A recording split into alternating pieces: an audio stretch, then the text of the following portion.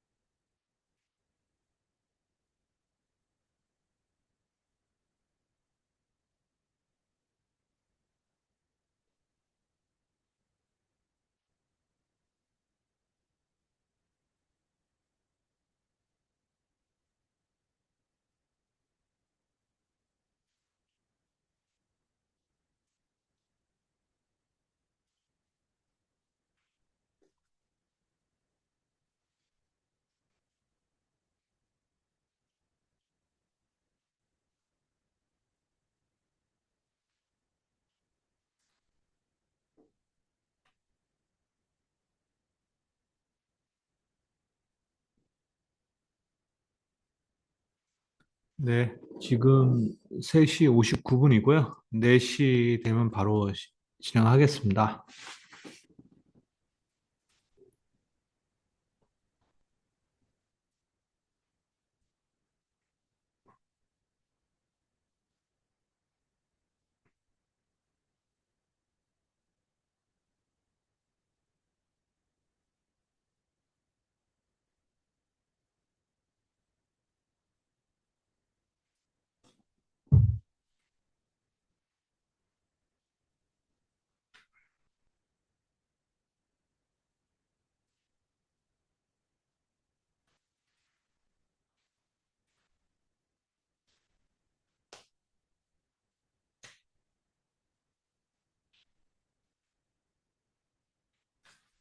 네, 4시 됐네요. 진행하겠습니다.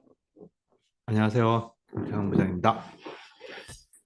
2025년 이제 4월 15일 V그룹 투자 아이디어 공유를 진행하도록 하겠습니다. 일단은 이제 글로벌 마켓 흐름이 먼저 말씀드리면요. 이게 이제 S&P 500 지수의 차트예요. 500 지수의 차트인데 이제 조금 이제 되돌아보는 시간을 갖는다면은 이제 우리가 생각했을 때 이제 주봉을 봤었을 때 주봉을 보면은 이제 제가 이제 약간 이런 그 MACD 신호가 MACD 신호는 후행성이라는 건 다 이제 알고 있는 내용이고 이제 우리가 말씀드리는 이 MACD 지표가 보조 지표죠. 근데 이제 가장 큰 단점은 이제 후행한다는 건데, 근데 이게 이제 또 이제 반복되다 보니까 어떤 이제 어떤 패턴이 좀 형성이 되는 거가 있잖아요. 이제 이거를 이제 바탕으로 좀 이제 시장의 어떤 습성을 좀 알아내려고 하는 건데, 이제 요때가 이제 그 우리 주봉 MACD 신호에서 이제 보통은 이제 MACD가 이런 식으로 이제 계속 반복되는 게 이제 우리가 기본으로 깔고 있는데 이게 주기가 이제 비슷해야 되겠죠. 주기가 비슷해야 되겠지만은 그러나 현실 세계에서는 이게 이제 뒤죽박죽 돼 있는 거고 이런 모양이 나오다가 어느 순간에 이제 매수 매도가 이렇게 좁아지면서 자주 발생을 하게 되면은 이제 요 신호가 변곡점을 나타내는 신호가 과거에 자주 보였었다. 그래서 이제 과거에 요때가 이제 주봉의 MACD 신호가 긴 패턴이 아니라 이렇게 자주 나오는 패턴으로 발생을 해서 결국 이때 이제 좀 지나서 이렇게 이제 긴 하락이 발생을 했잖아요. 그래서 이제 여기에서도 지금 이제 계속 반복되고 있고, 그리고 이제 요때 이제 분위기가 뭐였었냐면은 사실은 이제 미국에서 M7 중심으로 이제 주식시장이 이제 올랐잖아요. 그래서 이제 제가 보기에는 요거는 이제 주식이 하락했던 거는 이제 금리 인상, 아무래도 이 유동성이 이제 흡수되니까 주식이 조정받는 건 오케이. 그리고 여기서 이제 유독 이제 미국 M7만 강했던 거는 어떻게 보면은 이제 그 AI를 중심으로 올라가는데, 뭐 AI 엔비디아에서 만든 AI가 원체 비싸고, 그리고 빅테크 기업들이 경쟁적으로 이제 그거를 구축을 해서 이제 미래에 어떤 이제 핵심의 역량을 놓치지 않기 위해서, 또는 준비를 하기 위해서 이 AI에 되게 집중 투자를 했잖아요. 그러니까 이제 AI가 중심으로 상당히 많은 밸류 체인이 형성되고 돈을 이제 많이 벌었던 기업이 이제 엔비디아를 중심으로 됐으니까, 뭐 어찌됐건 이게 이제 미래의 세계의 핵심 패권을 잡을 거라고 봐서 이게 올라간 건 오케이. 그러나 좀 과하게 올라간 면이 있어서, 그리고 음, 이제 빅테크 M7에 집중된 양상이 있었잖아요. 그래서 이제 약간 거품이 이제 좀 들어가고 있다라고 이제 생각을 하고 있는 와중에 이제 이런 신호가 자주 나오니까, 이제 거품이란 거는 이제 언제인지는 모르겠으나 이제 뭐 터질 수 있는 가능성이 상당히 높아지는 거잖아요. 확률적으로. 그러니까 이제 하락에 대해서 마음속으로 대비를 하자라고 마음 먹었는데, 생각보다 좀 빨리 왔죠. 빨리 왔고, 그리고 예상했던 악재는 아니었었어요. 왜냐하면 이제 제가 이제 생각하는 것 중에 하나가, 어, 미국, 이제, 악재가 이제 주식시장이 빠지면 이것도 반복되는 얘기이긴 하지만은, 이제 주식은 이제 계속 상승하는 패턴 중에, 하락하는 케이스가 세 가지로 보는데, 이거는 이제, 요거는 한 이제, 마이너스 6%에서 마이너스 10% 정도 하락하는, 이제 많이 올라서, 특별한 악재가 있어서 하락하는 건 아니고, 그냥 많이 올랐다는 이유로 하락하는 거고, 요거는 악재가 발생했는데, 이거는 이제 우리가 예상하고 있는 악재가 발생했을 때, 마이너스 8%에서 마이너스 15%, 그리고 요거는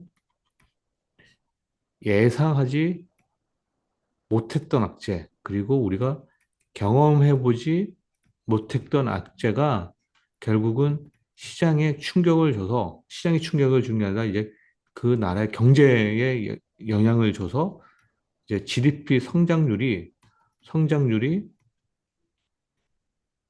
마이너스로 갈 것 같다라는 이 예상 또는 이 두려움 때문에 주식시장이 마이너스 30%에서 마이너스 50% 하락을 한다라고 이제 제가 기본적으로 갖고 있거든요. 근데 이제 트럼프의 여러 가지 정책, 특히 이제 이번에는 이제 가장 큰 이슈가 상호 관세를 부여하겠다는 거잖아요. 이제 이거는 우리가 어, 경험했던 악재라고 생각을 했거든요. 그래서 이제 어 이거는 잘해야 한 요 정도 빠질 걸로 생각을 했는데, 문제는 이게 이 상호 관세가 무차별적으로 모든 나라에 적용을 하다 보니까 이게 피해가 결국은 미국으로 돌아가는 거거든요. 이제 예를 들었던 게 이제 어, 아이폰이 예를 들어서 120만 원에 팔리는 아이폰이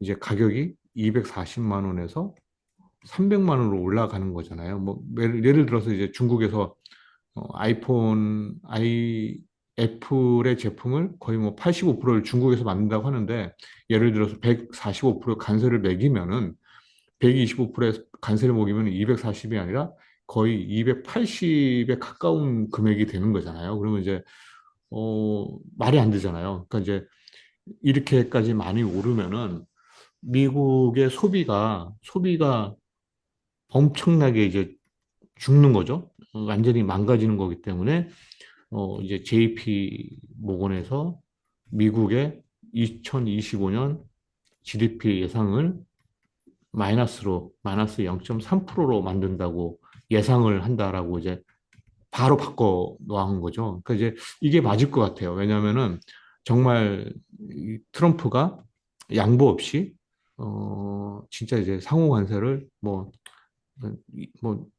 여러 나라에 다 매겼었잖아요. 이제 그걸 진짜 진행을 했었고 중국을 예를 들어서 진짜 145% 했으면은 소비가 완전히 죽었을 가능성이 높아요. 소비가 죽으면은 미국에서 이제 GDP 성장의 가장 중요한 핵심 역할은 소비였잖아요. 소비. 그러니까 이제 이게 망가지면서 만약 성장을 했으면은 예상했던 악재임에도 불구하고 갑자기 GDP 성장률이 마이너스로 가는 현상이 벌어져서 그러면 이번에 하락이 30%에서 50% 정도는 대비를 해야 되겠다라고 생각을 했거든요. 이거는 다 S&P 500 기준입니다.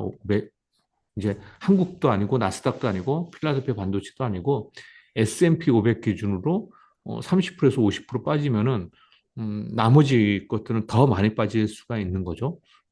그래서 상당히 좀 두려웠었고 그 다음에 이제 또 두려웠던 게 뭐였냐면은 저번에 이제 얘기는 들었는데 이제 우리가 코로나는 이제 우리가 호흡으로 전염되는 그래서 이제 나이 드신 어르신들에는 이제 사망까지도 이를 수 있는 아니면 이제 그 사망 가능성이 상당히 높은 전염병이었잖아요. 그러니까 이제 이거는 어떻게 보면 이제 인류의 위협이 되는 거였고 그래서 모든 나라가 합심이 됐어요. 그러니까 이제 목표가 너무 명확했거든요. 이 코로나를 어떻게 이제 빨리 극복을 하고 그리고 위축된 이게 모임 이제 사람의 활동이 이제 제한이 돼 있기 때문에 위축된 소비를 아니면 경기를 어떻게든지 살려보겠다라는 의지가 이 모든 나라가 다 공통된 의견을 갖고 있었기 때문에 거의 정책이 비슷했잖아요. 그래서 이제 모든 나라의 중앙은행 그 책임자들이 온라인상에서 어떤 식으로 하겠다라는 거를 합의를 또는 회의를 해서 다 진행을 해서 전 세계가 이 코로나를 극복하기에 상당히 노력을 했기 때문에 이 코로나 주식시장이 빠진 다음에 빨리 회복한 건 오케이인데 문제는 지금 이제 미국 트럼프를 대상으로 뭐 가장 이제 뭐 중국하고 대립을 졌지만은 뭐 유럽도 대립을 하고 뭐 한국도 하고 뭐 일본도 하고 뭐 전 세계 모든 나라를 다 했었잖아요.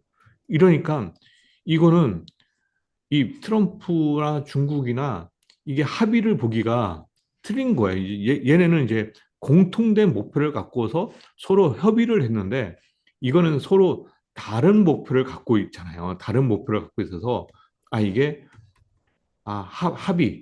합의가 상당히 어려울 수 있겠구나라고 생각해서 이게 이제 제 생각에는 이제 이런 계단식 하락 이제 아까 이제 마이너스 30%에서 마이너스 50% 하락 가능성을 열어둬야 되겠다고 생각을 했으니까 일단 제가 생각했던 건 뭐였냐면은 한 단계 한번 빠지고 옆으로 기었다가 또는 옆으로 살짝 올렸다가 다시 또 빠지고 이게 옆으로 기는 기간이 2달에서 6개월 그리고 또 옆으로 기다가 또 빠지고 이렇게 이제 계단식으로 내려가서 30%에서 50% 정도 하락하는 시장이 올 수 있는 가능성이 꽤 높다라고 생각을 했거든요. 그래서 되게 시장을 좀 부정적으로 봤기 때문에 저번 주에 제가 좀 리스크 관리를 신경을 많이 써야 되겠다라고 생각을 했고 어찌됐건 이제 가격이 많이 빠져서 가격 메리트가 생기면은 어, 그때는 이제 어, 2달이든 6개월이든 옆으로 기면은 대형주의 개별 종목의 움직임장이 올 거라고 생각을 해서 만약에 저점을 찍으면은 어찌됐건 두 달에서 6개월은 옆으로 길 거니까 적극적으로 매매를 해도 되겠다라고 생각을 했었거든요. 그런데 이제 어찌됐건 뭐 미국이 어, 주식시장도 폭락을 했고 그리고 미국 10년물 채권도 폭등이라고 해야 되나 가격이 폭락했으니까 여러 가지 이유로 트럼프가 90일 유예를 선언을 했잖아요.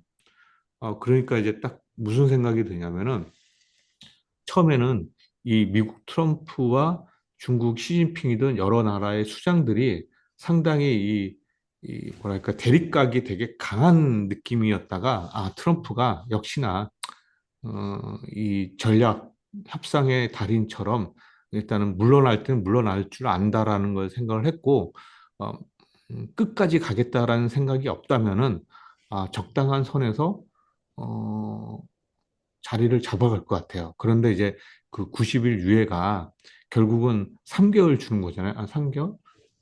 30, 그렇죠. 3개월 주는 거죠. 그러면 이제 3개월 정도 옆으로 길 텐데 올라가지는 않을 것 같아요. 왜냐하면 이제 불확실성이 있기 때문에 저점을 잡았다고 해서 다시 고점을 향해 갈 것 같지는 않고 불확실성이 있으니까 박스권에 갇혀 있는 시장이 움직이다가 이제 90일 후에 정말 합의를 잘 봤다면은 이제 그때 가서는 이제 올라가겠지만은 또 중국하고의 이 트러블이 여전히 유효하다면은 다시 한 단계 레벨 다운이 될 수 있는 가능성도 열어둬야 된다고 보고 있어요. 근데 이제 어찌됐건 음, 90일 동안은 시장은 폭락은 없다.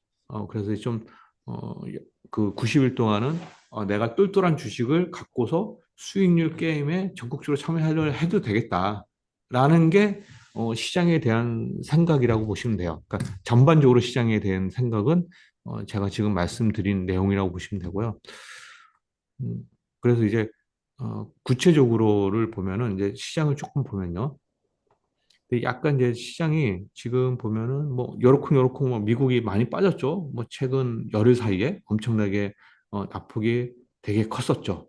뭐 되게 컸었고 그리고 이게 이제 S&P 500 기준으로 어 2024년 기준에 2025년 들어와서 고점이 요거고 최저점이 얼마였냐면은 17.79% 빠졌어요. 17.79%.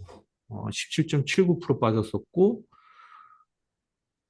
나스닥은, 고점에서 18% 빠졌네요. 고점에서 18% 빠졌고, 나스닥은 24% 빠졌고, 다우지는 16%, 필라델피아 지수는 35% 빠졌어요. 그러니까 이제 약 19% 빠졌으니까 많이 빠진 거죠. 그렇죠. 거의 3개월 사이에 19% 빠졌으니까 이제 자칫 잘못하면은 계단식 하락이 될 수도 있는 거죠. 왜냐하면 이제 얼추 시장이 이런 모양이죠. 이제 고점에서 빠져서 반등을 주고 이렇게 이제 이렇게 있다가 다시 또 이렇게 빠지는 거죠. 만약에 협상이 상호 간사에 대한 협상이 잘 안 되면은 결국은 빠지고 또 빠지고 또 빠져서 이런 식으로 이제 계단식으로 빠지는 모양이 나올 수가 있어요. 어찌됐건 하락폭은 요 최근에 며칠 동안 되게 컸었고 그러나 이제 다행스러운 거는 이제 하루 동안에 S&P가 9% 오른 날이 있었잖아요. 이제 그게 이제 올라오면서 하락폭을 많이 줄였다라고 보지만은 어찌됐건 고점과 최저점의 폭은 거의 19% 빠졌다라고 보시면 됩니다.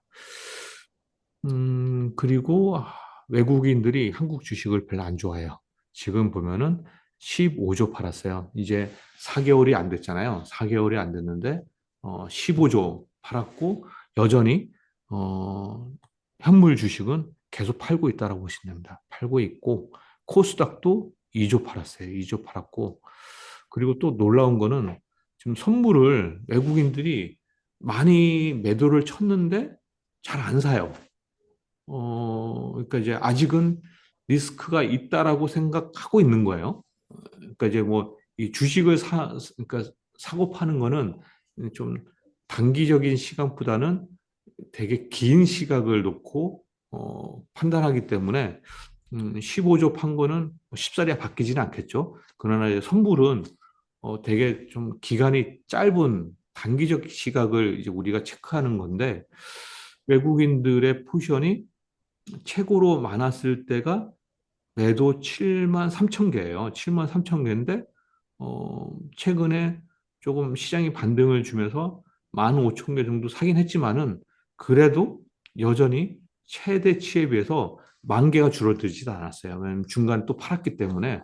그러니까 외국인들의 선물 매매는 상당히 시장을 좀 부정적으로 보고 있었다. 아니, 보고 있다.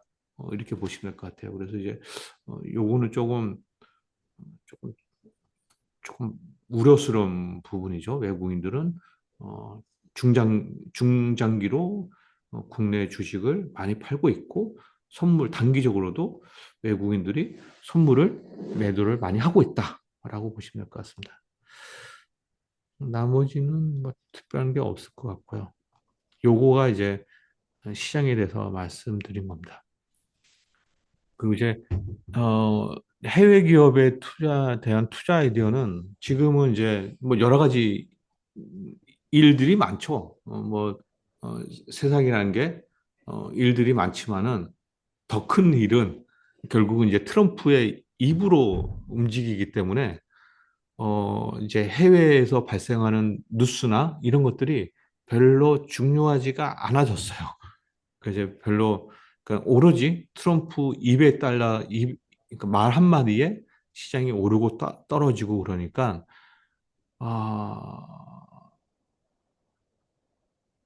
이 투자자들의 스트레스가 다른 때에 비해 더 높을 것 같아요. 그러니까 이제 어떤 특별한 이슈가 트럼프의 말 한마디이기 때문에 그 트럼프의 또 말 한마디가 또 되게 자주 바뀌는 스타일이잖아요. 그러니까 이제 투자자들이 음, 주식 투자를 별로 하고 싶지 않은 그런 상황으로 계속 진행이 되는 거는 전체적으로 좀 좋지 않은 흐름으로 가고 있다라고 보여지는 거고요.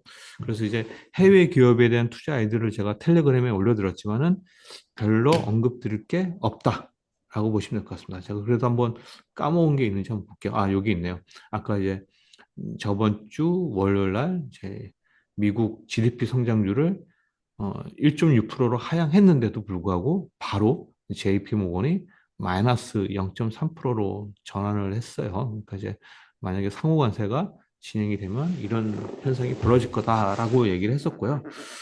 나머지 뭐 이러쿵 저러쿵 얘기 있는데 뭐 원체 이제 트럼프 중심의 얘기가 많았고 뭐 그것들이 원체 큰 이슈였기 때문에 다들 많은 투자자분들은 다 알고 있는 내용일 거라고 생각해서 음, 특별하게 말씀드릴 건 없을 것 같습니다. 근데 이제 하나 이제 요거는 한번 공부해 보세요. 그러니까 이제 저번 주 금요일 날 발표한 건데 이제 FDA가 이제 새로운 임상 실험 계획 발표를 했어요. 그러니까 이제 여기 보면 이제 남스라고 돼 있는데 이게 뉴 뭐 어프로치 뭐 이렇게 돼 있어요. 그러니까 이제 우리가 이제 신약을 개발할 때 임상 실험을 해야 되는데 그 임상 실험이 맨 처음에 이제 동물 임상 실험을 하잖아요. 근데 이제 동물 임상 실험을 대체할 수 있는 방안을 더 이제 확대하고 동물 실험은 좀 줄이겠다라는 방침을 이제 발표를 했거든요. 그래서 이제 한국에 있는 몇 개 회사들이 지금 꿈틀꿈틀 거리긴 하는데 뭐 사실 이제 한국에 있는 업체도 수혜는 받긴 받겠지만은 더 큰 수혜는 이제 확실히 이제 미국에 있는 업체들이 많이 받겠죠. 그래서 이거는 올바른 방법인 것 같아요. 올바른 방법인 것 같고 그래서 이제 앞으로도 이 방법대로 진행이 될 거라고 보여지기 때문에 이거는 이제 어떻게 보면 전환점을 얘기하는 거잖아요. 그래서 이제 이 부분은 조금 관심 있게 보시고 여기 해당되는 기업들이 이제 한국 기업보다는 이제 미국 관련된 기업이 여기 보면 네다섯 개가 있어요. 뭐 여기 보면은 뭐 여기 스레딩거, 뭐 압사이 뭐 이런 업체들이 있으니까 그리고 어 RX 그리고 템퍼스 AI 뭐 이런 회사들이 있으니까 요거 한번 공부해 보십시오. 저도 뭐 자세한 내용은 모르고 이런 모멘텀이 크게 작동을 했었다라고 보시면 되고요. 그 다음에 이제 이 국내 간시형 기업에 대해서 제가 코멘트를 들어야 되는데 사실은 이제 제가 이제 이제 주식 투자를 할 때, 특히 이제 국내 주식을 투자를 할 때 가장 중요시 여기는 첫 번째가 글로벌 경쟁력입니다. 글로벌 경쟁력을 갖고 있는 기업이어야 되는 거고, 두 번째가 실적이 사상 최대 실적을 계속 갱신해야 되는 거죠. 이거 두 개가 이제 가장 중요한 핵심 포인트거든요. 근데 이제 이게 결국은 뭐 오랫동안 나왔던 이제 K 특산물 이준 거죠. 뭐 삼양식품 라면 같은 것도 될 수 있고, 뭐 파마리스치, 휴젤, 뭐 클래시스, 뭐 APR 화장품, 뭐 이런 것들이 이제 물론 이제 전력도 되고, 뭐 방산도 되고, 조선도 되고 다 되죠. 뭐 이게 이제 어찌됐건 글로벌 경쟁력이 있는 거고 사상 최대 실적을 갱신하고 있는 기업인데, 이제 문제는 이게 지금 트럼프의 상호 간세의 이슈가 아직은 끝나지가 않았잖아요. 계속 진행이 되는 거기 때문에 사실은 이런 주식을 좋아함에도 불구하고 그냥 요거를 공부는 하되 지금 당장 투자는 하지 말자. 그러니까 이제 그 상호 관세 문제가 다 끝난 다음에 그때는 대충 이제 눈이 들어오면은 그때 가서 이제 요런 기업들을 위주로 투자를 하는데 현재는 요런 기업은 투자하면 안 된다. 그래서 이제 음, 좀 보류를 하자라고는 의미로 말씀을 드린 거고요. 그래서 이제 여기 보면 이제 제가 국내 간신 기업들이라고 해서 뭐 많이들 제가 좋아하는 것들 다 집어넣었죠. 근데 이제 요거를 어, 굳이 공부는 하되 투자는 지금 하지 말고 트럼프의 상호 관세가 다 결정이 된 다음에 그때 가서 하자라고 말씀을 드리겠습니다. 근데 이제 그 중에서 이제 두산 에너빌리티는 좀 제가 말씀을 드릴게요.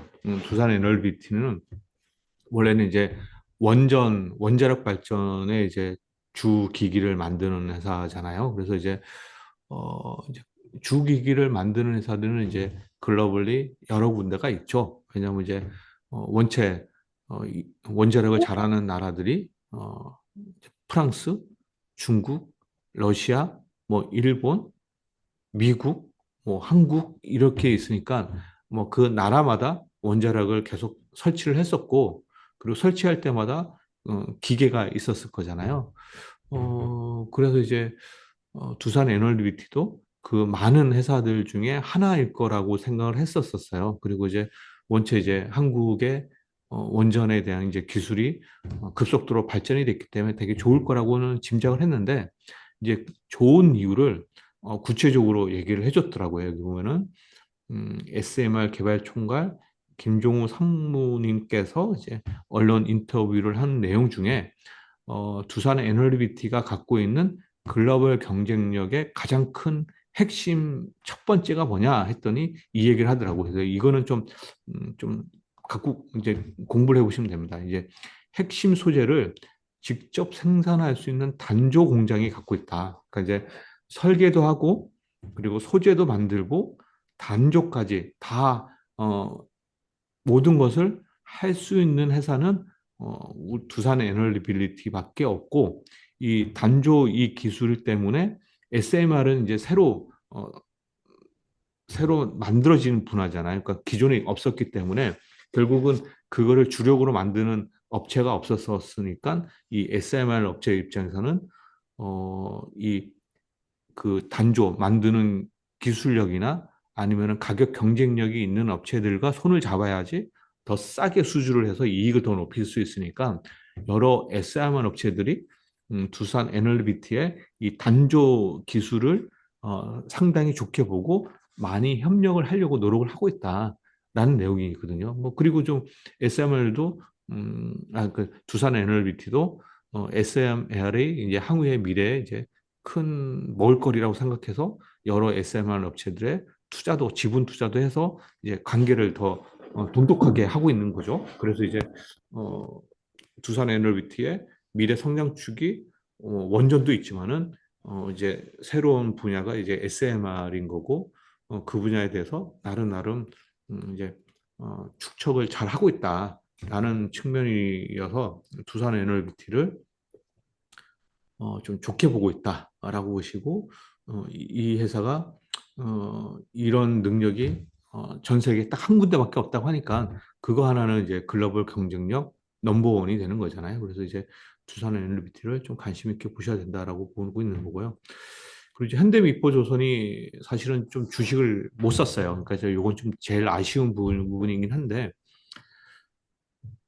사실은 이제, 이 현대미포조선이 제가 조금 부정적으로 봤던 이유 중에 하나가, 중국 업체랑 직접적으로 이제 경쟁하는 분야였기 때문에 조금 부담스러웠던 분야였거든요. 그런데 이제, 최근에 이제 두각을 받는 가장 큰 이유는, 음, LNG 벙커선이 필요하답니다. 그러니까 이제 무슨 얘기냐면은,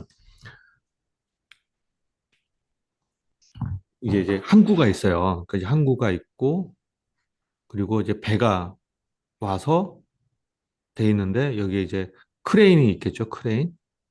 크레인이 있고, 그리고 여기에 이제 컨테이너선이 이제 수만 개가 이제 여기에 쌓여 있겠죠. 수만 개가 쌓여 있겠죠.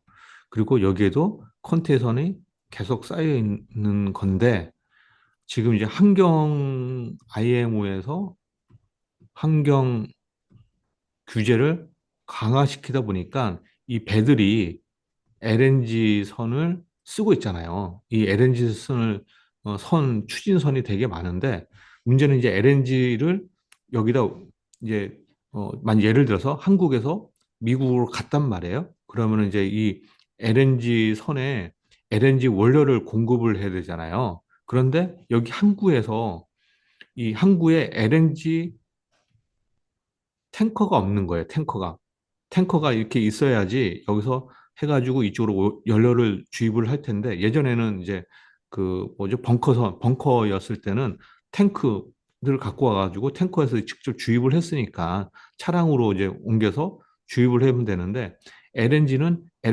이게 없잖아요. LNG가 없기 때문에 결국은 이 LNG를 갖고 있는 이 LNG 벙커선이 필요한데 이 LNG 벙커선을 HD 현대미포조선이 세계에서 제일 잘 만든다예요. 그러니까 이제 당연하죠. 왜냐하면 이 LNG는 이 폭발 위험이 있기 때문에 폭발 위험이 있어서 컨테이너 옆에 그러니까 항구 근처에다 이 LNG 이 저장소를 만들 수가 없습니다. 왜냐하면 이게 폭발하면은 이 모든 컨테이너가 다 날아가는 거기 때문에 거기에 따른 리스크가 너무 크잖아요. 너무 크기 때문에 이 LNG 이 저장소를 여기다 만들 수는 없고 상당히 멀리 떨어진 곳에 만들어진 거를 LNG 벙커선이 여기다 저장을 해서 얘가 일로 와서 이쪽으로 주입을 하는 방법으로 갈 텐데 이게 LNG 추진선이 많아지면 많아질수록 이 LNG 벙커선이 앞으로 되게 많이 생길 거라고 하는 거고 이 현대미포조선이 이거의 세계 1위이고 이 LNG 벙커선이 마진이 상당히 높다. 그래서 앞으로는 HD 현대미포조선이 수익이 좋아지지 않겠느냐는 기대감으로 올라가는 거거든요. 그래서 이제 사실 스토리는 되게 좋아요.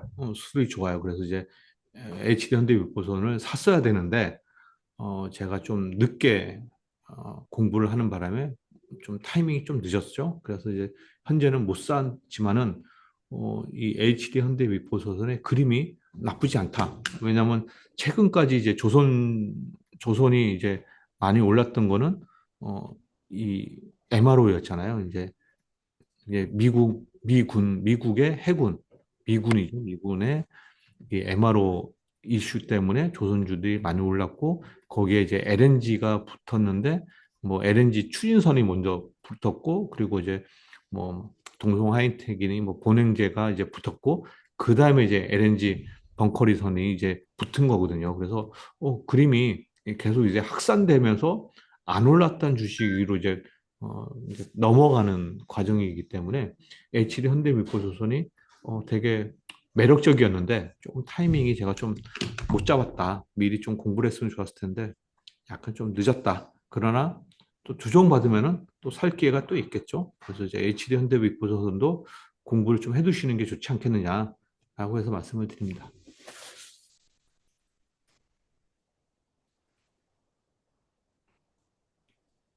그다음에 이제 개별 기업은 딱히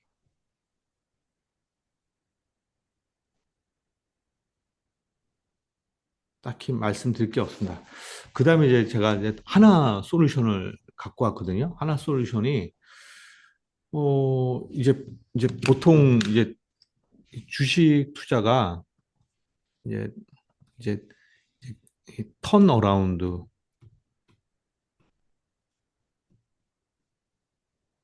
턴 어라운드 주가가 많이 상승을 해요. 턴어라운드 기업이.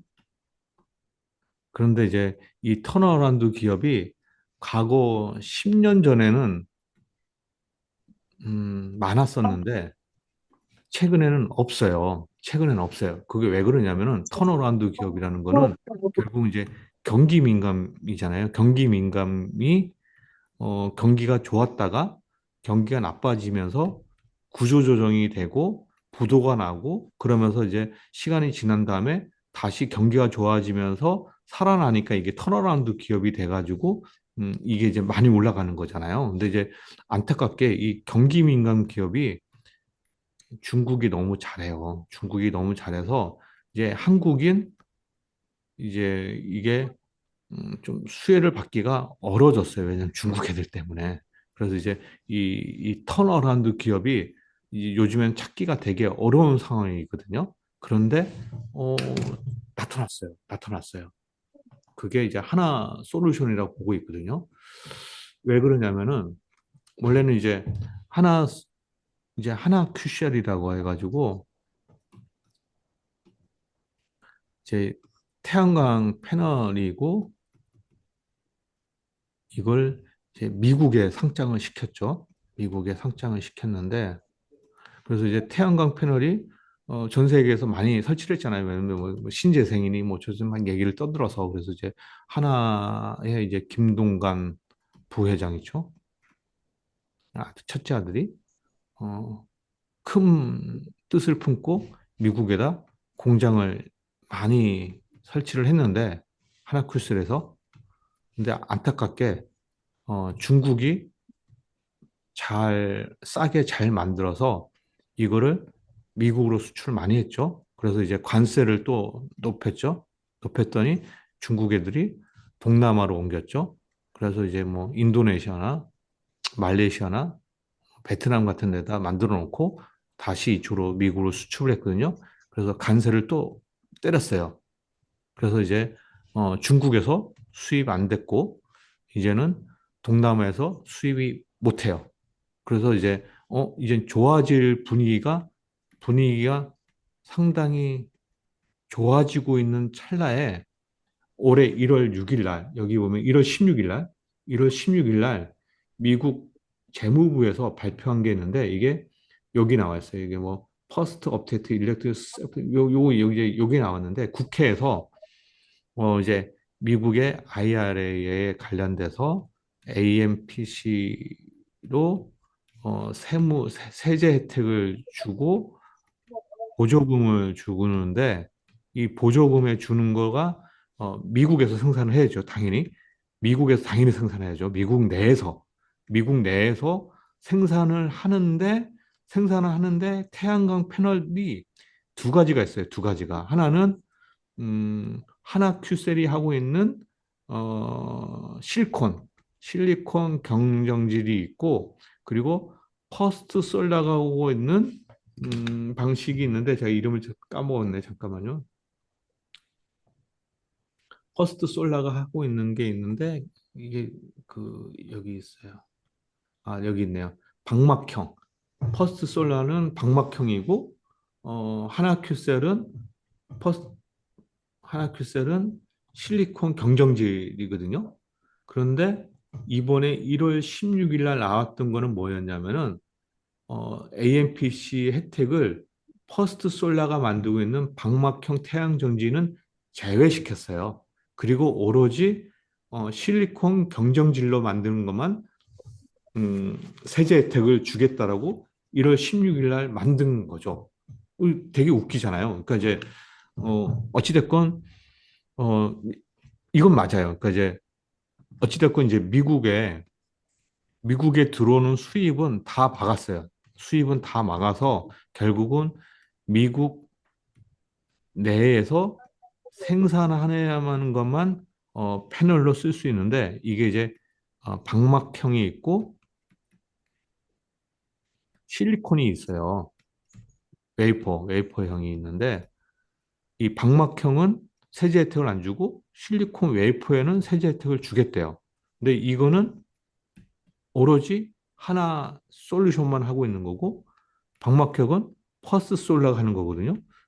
왜 그런지 모르겠어요. 제가 보기에는 그러니까 합리적인 생각은 미국 내 생산하는 거에 다 세제 혜택을 줘서 뭐 그거 있잖아요. 뭐 흰지든 뭐 붉은지든 검은지든 상관없이 지만 많아 흰 고양이든 검은 고양이든 지만 많이 잡으면 된다고 하잖아요. 그럼 뭐 사실 별 의미가 없잖아요. 반막형이든 실리콘이든 어찌됐건 태양광에 음, 쓰이는 거기 때문에 둘 다 혜택을 주는 게 맞는데 왜 방막형은 안 주고 실리콘 웨이퍼는 왜 줬을 요것만 줬을까를 하여튼 결론은 그거예요. 요것만 줘요. 요것만. 그래서 하나 솔루션이 요것만 하니까 제가 보기에는 하나 솔루션에 엄청난 혜택을 지금 주고 있거든요. 이게 투자 포인트의 핵심이에요. 그리고 두 번째는 이 하나 큐세, 하나 솔루션이 되게 힘들었음에도 불구하고 증설을 많이 했어요. 증설을 많이 해가지고 여기 보면은 하나큐셀이 미국 내 생산 능력을 크게 확대하고 있습니다. 그래서 이제 올해 초에, 올해 아마 상반기쯤에 달튼 공장 모듈을 1.7기가에서 5.1기가로 만들고 그리고 카스터빌 모듈 공장도 8.4기가로 신규로 만들고 그리고 이제 웨이퍼의 원료가 되고 있는 게 이제 인곳이거든요. 인곳도 3.3기가로 만들었어요. 그러니까 이제 태양광 패널을 만들 수 있는 일과 생산 체제를 2025년 상반기에 다 완료가 돼요. 그러니까 인곳이 맨 처음에 시작을 하고 그 인곳을 갖고 웨이퍼를 잘라가지고 그 웨이퍼를 갖고 모듈을 조립해가지고 태양광 패널이 만들어지는 거거든요. 그래서 이제 하나 큐셀은 태양광 패널을 만들 수 있는 일과 생산 체제를 2025년 상반기에 다 완료가 다 되는데 미국 국회에서 하나 큐셀이 그러니까 하나 솔루션이 만들고 있는 실리콘 웨이퍼에만 세제 혜택을 준다고 결정을 했단 말이에요. 그래서 뭐 이건 이제 상상력 소설이긴 한데 김동관 부회장이 미국 하버드대 출신이어서 인맥이 또는 로비 실력이 탁월하다. 그래서 하나 솔루션에만 혜택을 주는 법안을 만들어 놓지 않았겠느냐라는 제 상상력으로 인한 소설인데 어찌됐건 뭐 그건 뭐 중요한 게 아니고 결론은 하나 솔루션만 혜택을 준다라는 게 이제 핵심인 거예요. 근데 그래서 이제 이건 말이 안 되잖아요. 지금 제가 보기에는 너무 말이 안 돼서 뭐 어찌됐건 이거를 스터디에서 발표를 했더니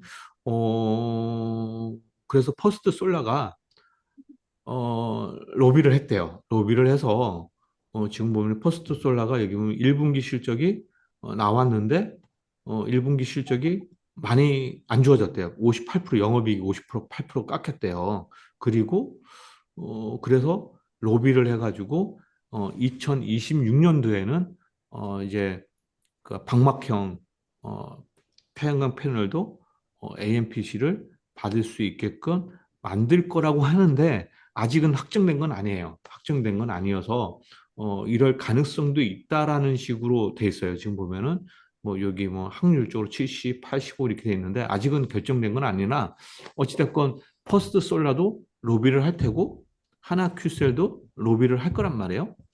뭐 그래서 어찌됐건 잘 모르겠으나 음, 그 태양광 부분만큼은 턴 어라운드가 될 수 있는 요건이 형성이 돼 있다라고 보시면 되고요. 아까 제가 얘기하다 말았는데 하나큐셀이 이제 태양광이었는데 잘 안 팔리고 중국 제품에 밀리다 보니까 힘들었었어요. 그래서 적자가 계속 나니까 이제 하나솔루션하고 재작년에 이제 합병을 시켰거든요. 그래서 이제 숨통을 넣어준 거죠. 왜냐하면 하나솔루션이 그래도 이제 하나 그룹 내에서는 캐시카우 역할을 강력하게 하기 때문에 하나솔루션과 하나큐세를 합병시켜가지고 이제 하나솔루션은 돼 있는 거고, 근데 하나솔루션은 이제 가구에 PVC 제품을 한국에서 제일 잘 만들잖아요. 근데 PVC는 아무래도 이제 건설 경기에 영향을 많이 받기 때문에 그게 조금 부담스럽긴 하죠. 부담스럽긴 한데 그래도 뭐 애널리스트의 리포트를 보면은 PVC 사업 부분이라도 올해는 이제 흑자 전환이 되지 않겠느냐라고 예상을 많이 하고 있더라고요. 그래서 이제 하나 솔루션이 이제 차트를 보면은 엄청나게 하락을 했죠. 하나 솔루션 차트를 보면은 그냥 하나 솔루션만 빠진 게 아니라 이제 중국하고 경쟁하고 있는 한국에 있는 모든 업체들이 계속 이런 차트 모양을 흐르고 있어요. 왜냐하면 이제 중국이 이제 경기 민감 기업들을 너무 잘하기 때문에 이제 이런 차트 모양이죠. 대부분 다 그렇죠. 특히 이제 화학 쪽이 철강 쪽이 중국하고 경쟁을 많이 하기 때문에 대부분 다 이런 차트를 갖고 있어요. 그래서 이제 어 그런데 어찌됐건 이제 하나 솔루션은 약간 이제 그 미국에서 어, 훈풍 또는 턴어라운드가 될 수 있는 법적 규제가 이제 바뀌기 때문에 하나 솔루션을 중장기적으로 좀 관심 있게 봐야 되는 거 아니냐라는 측면에서 제가 이제 말씀드렸다고 보시면 됩니다. 그리고 이제 PB랩은 제가 이제 월요일 날 주식을 많이 팔아서 현금을 65% 마련했는데 트럼프 대통령이 수요일 날 이제 90일 유예시키겠다고 해서 이제 수요일 날 아침에 미국이 나스닥이 12% 올랐죠. 그래서 저도 어쩔 수 없이 주식을 다 샀어요. 또 다 샀어요. 다 사가지고 지금 갖고 있는 주식이 뭐냐면은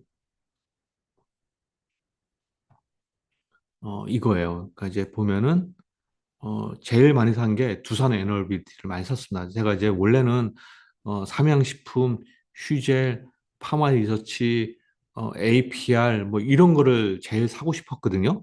그런데 이제 걔네들이 많이 안 빠졌어요. 많이 안 빠져서 못 사겠더라고요. 그러니까 이제 지금 시장이 급락을 해서 많이 빠진 주식, 그러니까 원래 좋았는데 많이 빠진 주식을 사야지 수익이 좋아질 것 같은데 좋아 보이는 주식이 잘 안 빠졌기 때문에 그런 주식은 못 사고 대신 이제 원래 좋게 봤는데 많이 빠진 주식들을 찾아보니까 1순위가 이제 두산 에너빌리티가 좀 많이 빠졌더라고요. 그래서 이제 두산 에너빌리티를 좀 많이 샀고요.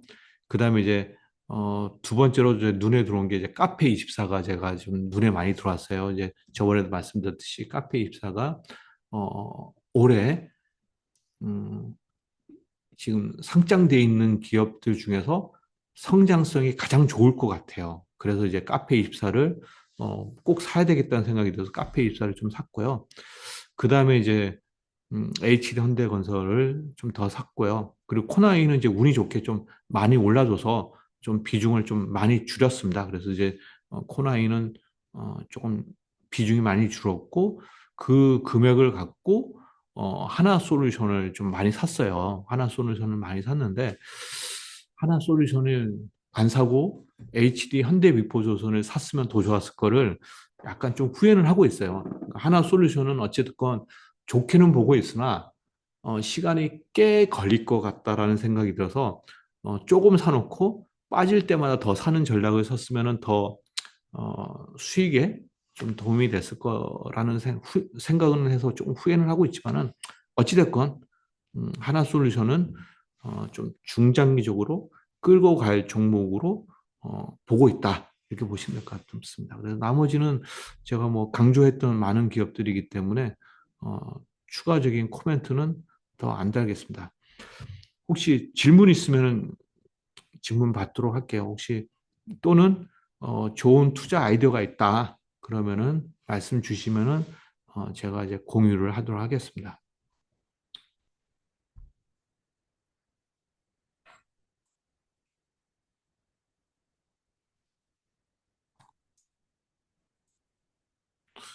그러게요. 코나이가 결국은 변동성이 커요. 그러니까 이제 뭐, 뭐 45억 팔았다라는 거는 심리적인 거고요.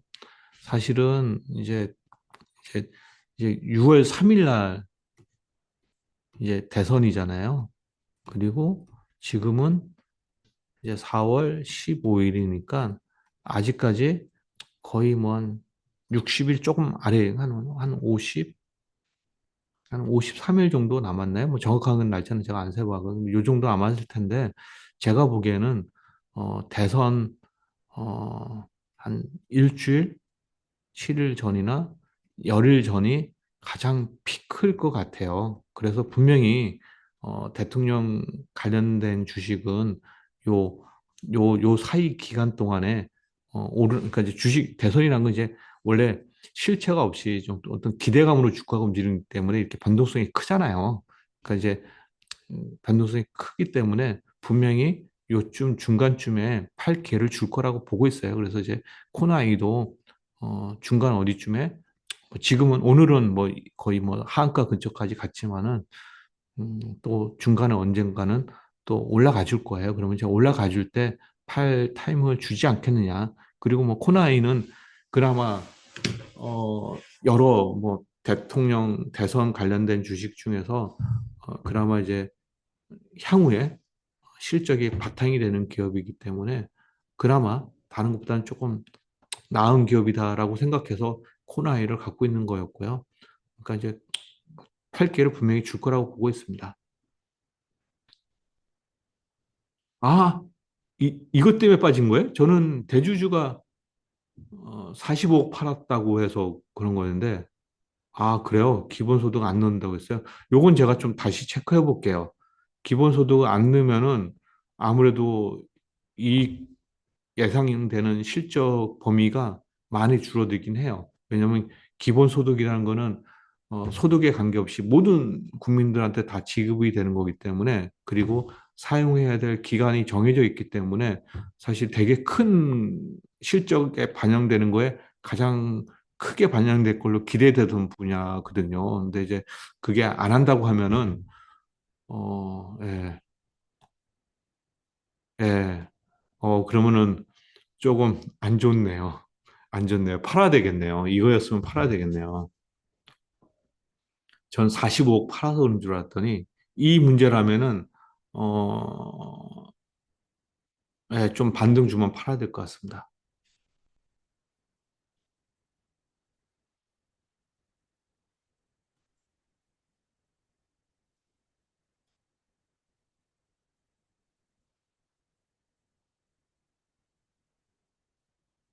예, 안 좋은 뉴스네요. 대주주가 45억 판 것보다 한 세네 배는 더 안 좋은 뉴스입니다.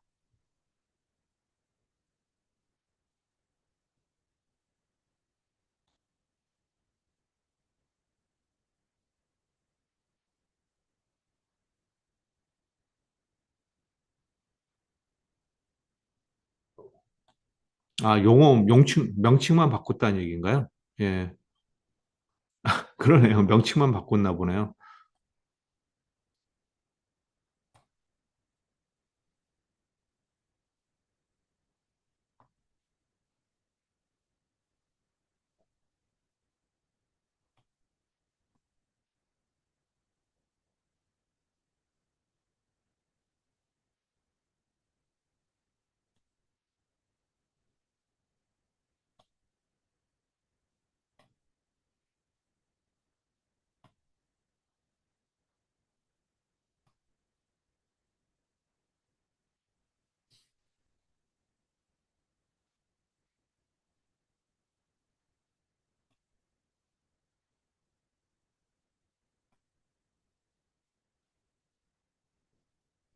네, 근데 핵심은 여기 25만 원을 안 준다는 걸로 봤기 때문에 이게 사실은 되게 큰 건데 이걸 안 준다면은 어, 악재는 맞는 것 같아요. 예.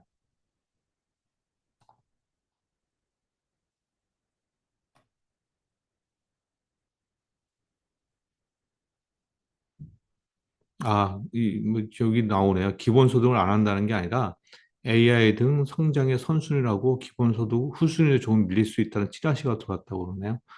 어찌됐건, 만약에, 어, 돈을 뭐 1인당 얼마를 준다는 거를 안 한다면은, 어, 코나이한테는 확실히 악재는 맞습니다. 뭐, 대주주 45억 판 거 악재보다 몇 배는 더 큰 악재인 건 확실한 것 같아요.